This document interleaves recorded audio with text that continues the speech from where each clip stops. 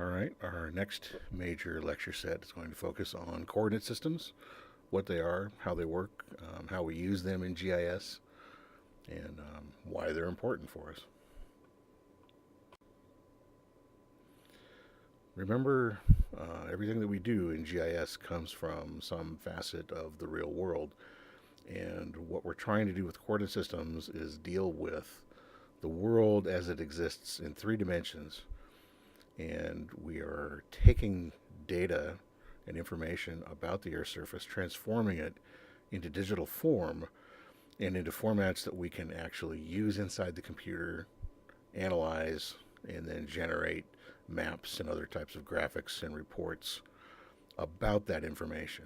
And in order for it to make any sense whatsoever, that information has to be linked as accurately as possible to locations on the Earth's surface. So when we are looking at information for all of North America, for instance, whether it's in vector or raster format, that vector and raster format has to be georeferenced to locations on the Earth's surface, whether that's using latitude and longitude, universal transverse Mercator, or any other system that links coordinates north, south, east, and west in some way between the real world and the digital data set.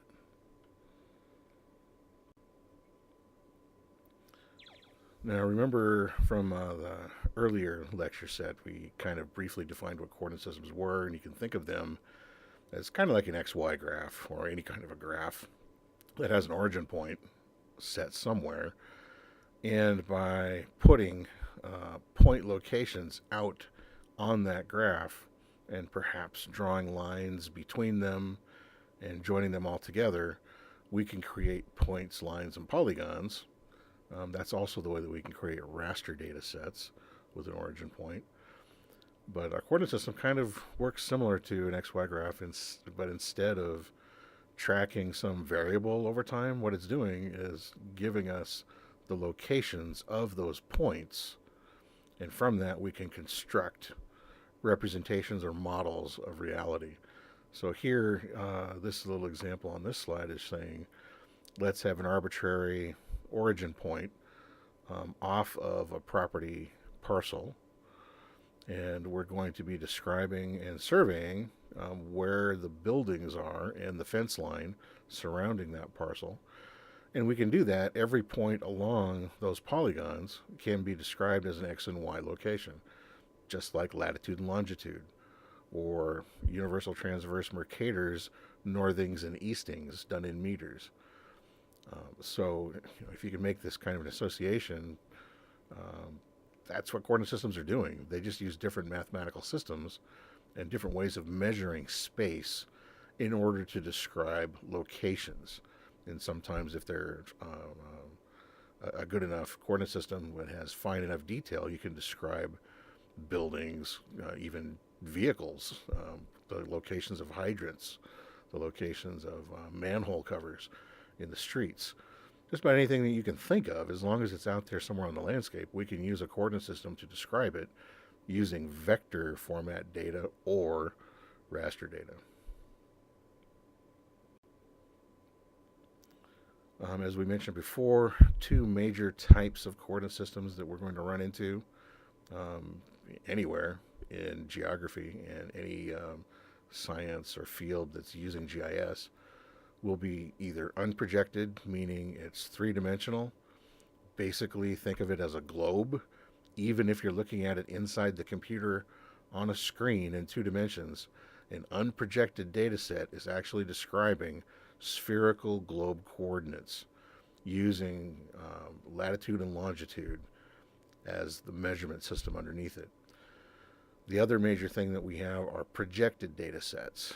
And how this kind of works, one of the ways to think about it is to take a glass representation of the planet, put a light source in it, on that glass sphere, etch lines of latitude and longitude, etch the outlines of the continents and ocean basins, project the light through it, and where the light passes through, it's going to cast shadows onto your what we call a developable surface, usually paper, whatever it is, it doesn't really matter.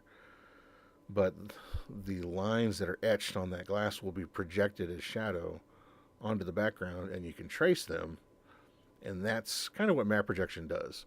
We pretend we have a light source at some location relative to the planet, and we cast light through it, and depending upon how that light passes through the globe, we wind up with a certain representation in 2 dimensions.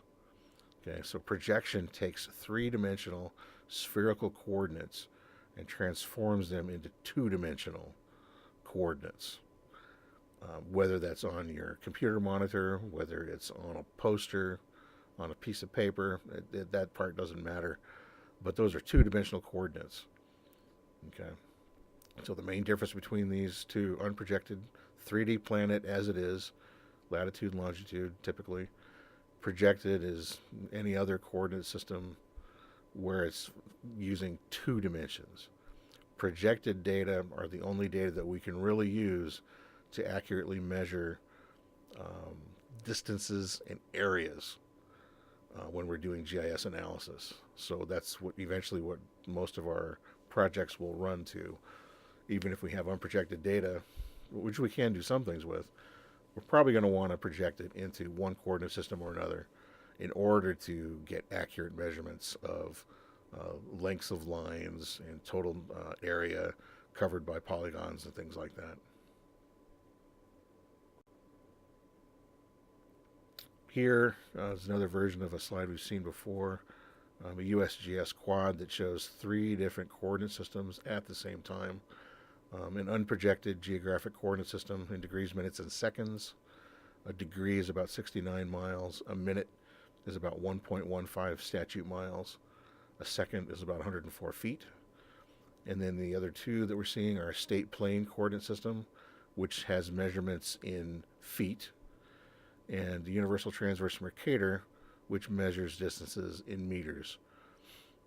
And the same location on the map can be described using those 3 different systems. It will have 3 different values, but all of them on their own projection system are accurately describing where that star is on the landscape.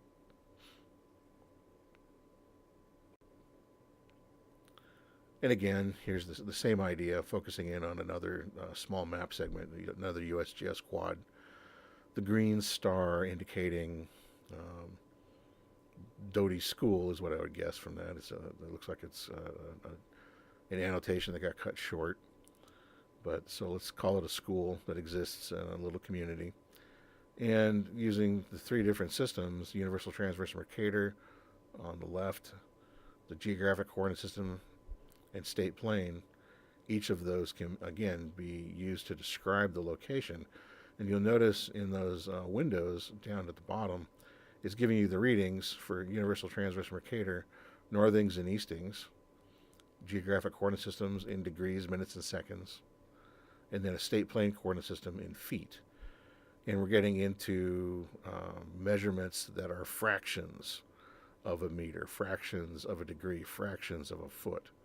So we can cut those down into smaller and smaller pieces to accurately as we can, given the coordinate system, describe where that point location is in space on the 3D planet. So each of the data sets that you will use in some kind of GIS analysis, whether it's just strict visualization, data exploration, or true analysis using different analytical techniques and procedures, should have some sort of a coordinate system associated with it, whether it's projected or unprojected. And that is found in the metadata, which we can access a couple of different ways for the data set.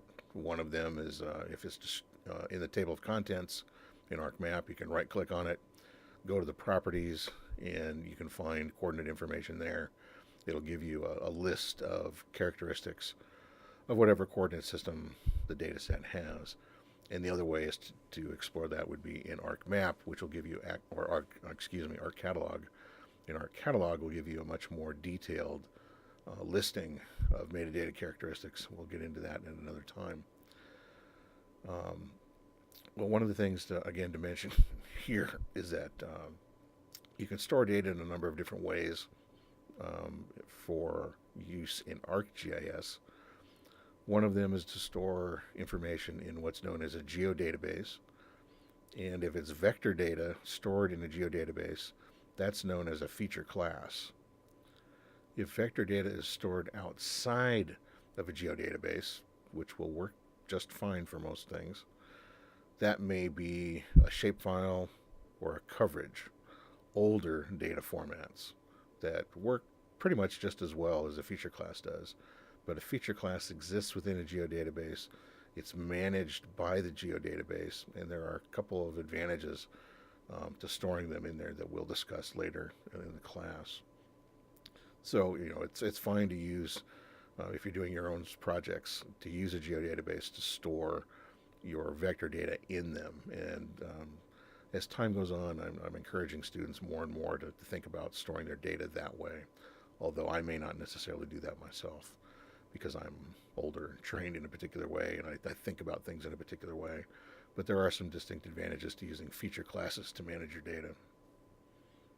And here we have two examples, real brief examples on top, a projected data set using the North American Datum Universal Transverse Mercator Zone 13 North, which is based on a transverse Mercator projection.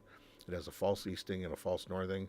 That's actually the origin point for this data set, measured in meters from um, the equator, meaning right at the equator, and then 500,000 meters away from the equator. It has a central meridian, which is actually a longitude value, a scale factor, which tells us a little bit about the distortion of the map, and latitude of origin, again, here would be the equator. Below that is an unprojected data set, Geographic Coordinate System, GCS, World Geodetic System 1984, with a datum of WGS 84. And so a datum is a mathematical model of the shape of the Earth. It's not completely spherical, but the datum is going to be a mathematical representation of what the surface actually looks like. It takes into account relief, the difference between elevation on the Earth's surface, between highs and lows. And then it has a prime meridian set at 0 degrees longitude. So when you look at the metadata for each data set, there's going to be a lot more information than this usually associated with it. But here are the basic elements that you might need for understanding which coordinate system you're actually using. And then very quickly you can see, is it projected or not? Is it appropriate to use for whatever purpose you need the data in the first place?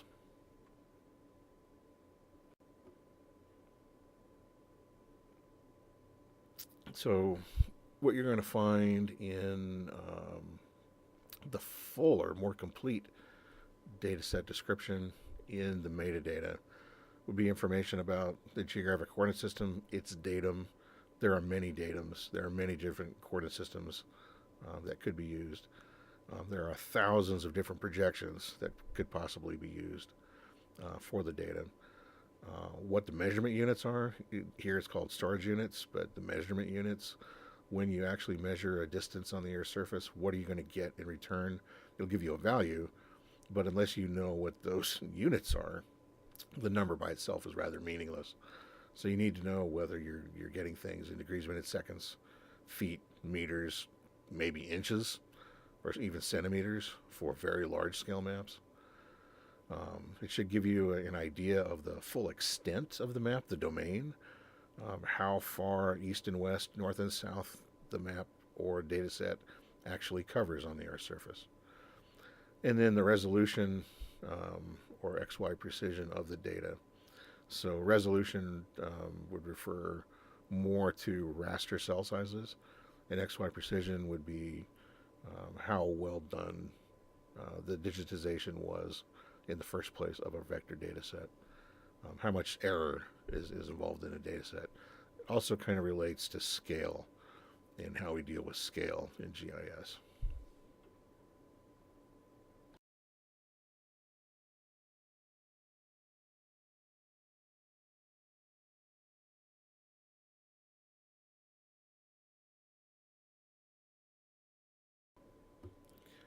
So the way we measure latitude and longitude, if you're not aware of this, if you've never come across it before, is it's actually measuring angles um, from the center of the Earth to the surface of the Earth using rays. So if we imagine the center of the planet, and as it spins on its axis, the axis describes the North and South Pole, and the center of the spin is the equator. So the equator, we're saying, and everyone pretty much throughout history, after these systems were described, uses the equator as 0 degrees of latitude. Latitude measures degrees north and south. So 50 degrees north latitude is a 50-degree angle between two rays, one ray from the center out to the equator, one ray from the center out to 50 degrees, for example. All right. Longitude goes the east and west directions from some arbitrary location. We don't have a geographic location where longitude starts. So by convention, since it was a British inventor who came up with the idea of accurately measuring longitude using clocks on ships, we draw the 0 degree line of longitude through the Greenwich Observatory in England. And that's 0, and 180 degrees is on the other side of the planet. And so positive values of longitude are going to go east. Negative values of longitude are going to go west of the starting point. And I didn't mention this, but dealing with latitude, positive values are north up to 90 degrees at the North Pole, and negative values go south down to 90 degrees at the South Pole. And so the coordinate system is literally measuring two angles, one measuring an angle north-south of the equator, and the other measuring an angle east or west of the origin at the prime meridian at 0 degrees of longitude. And that's how they work. So when you have a handheld GPS, what it's giving you is a measurement of wherever you are on the Earth's surface, but it's telling you the angles that you are away from those two geographic or arbitrary locations, being the equator and 0 degrees of longitude at the Greenwich Observatory.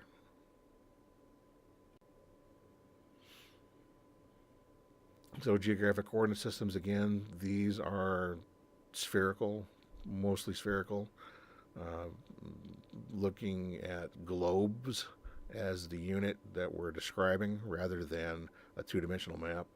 So even though you may have a geographic coordinate system displayed on your screen in 2 dimensions, it's actually describing a globe. And that may be something that's hard to imagine, but that's what's occurring. And so whenever you deal with those geographic coordinate systems in your data, it's spherical geometry, it's spherical trigonometry. It can be a little bit of a mess to figure out accurate distances and areas that make sense to most people. Most people aren't used to dealing with degrees, minutes, and seconds as a form of measurement. You know, how many minutes is your drive? Usually we think of that as being time rather than distance. But a minute being 104 feet, you could actually measure a travel distance between, say, Moscow and Seattle, and how many minutes did it take to get there? Or how many seconds did it take to get there? Seconds for 104 feet, minutes for 1.15 miles. You know, that's a little bit bulky, so we don't usually do that. We'll wind up projecting our data into something else.